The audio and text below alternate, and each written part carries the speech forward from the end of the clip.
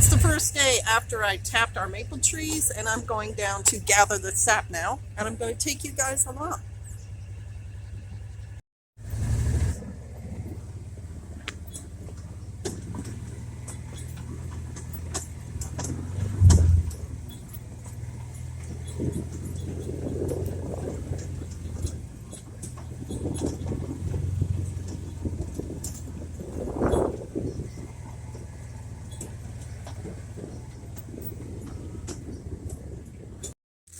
The first tree, you can see the tap from here.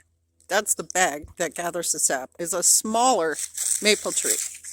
And it's just about the okay size for one tap. So I decided to give it a try.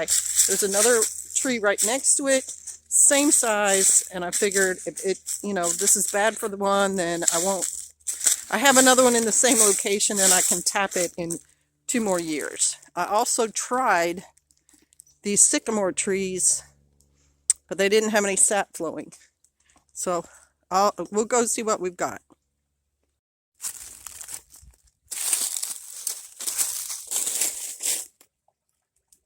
You can see right at the bottom of the bag how much it did give some sap, so I will collect that. And the way you do it is you just take this off and pour the sap out of the side.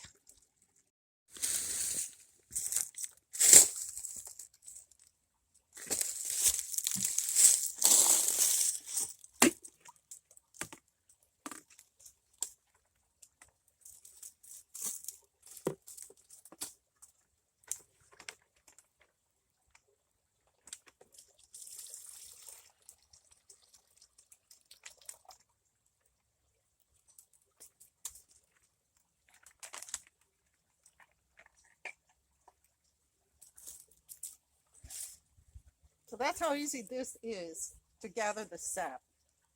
And your early sap tends to be just clear like water. So this is kind of the early part of the season. And that's how easy it is, you all. You take this, you boil it down. It boils down like 40 gallons makes 1 gallon. So there's a lot of boiling. You do that outside. But the result is that brownish, clear maple syrup that you buy in the store. And if you have maple trees on your property, which I do, it made no sense to me to go buy this syrup if I could make it myself. So that's why I'm doing that. And that's why I'm letting you know, if you live in the Ozarks, go try your trees. All right, y'all, bless you. I'm going to go take care of the rest of my taps. This particular tree, I did tap 2 years ago, and just by looking at the bag, I can tell it's got more sap in it than one of my little buckets is going to hold. So just in case, I had brought a 5-gallon bucket, and I'm going to pour that into the 5-gallon bucket. This is what you want to see. This kind of productivity is awesome because that means more syrup for you, and it's only 1 tap.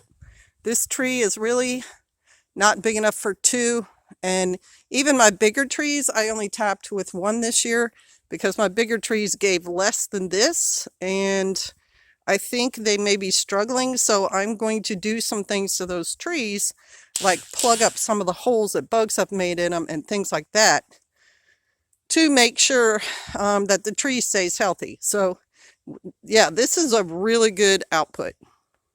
I don't know, 2 gallons of sap. It's really hard to see it because it's so clear. Maybe 1 gallon, one and a half. Anyway, it's a good amount, and it's why I brought this bucket. Oh, I just did you only do like a 1/2 inch drill hole, sap already coming out. So this maple is getting a tap too. This is a different tap setup. It's got a different spine, or stein, I think, spline. It's still metal. It has a narrow end there that goes into the tree about 1/2 inch, maybe 1 inch, then a hook in case you want to put your tubing on it. Then that's the spout end. Tubing goes on that, and then it's up to you to get it into a container. So I'm going to use that water container, and because I'm checking it once a day, it should be fine. A better thing for me to do would have been to drill a hole in the cap of it, but I kind of winged it, so I didn't get that precise. It'll still get it in there, and you will sometimes get ants, moths, dirt, leaves in your sap, but because you filter it and boil it for a long time, it's fine. You don't end up having a problem with it. All right, well, that's the end of this video. You guys, thanks for watching. Get out there and tap.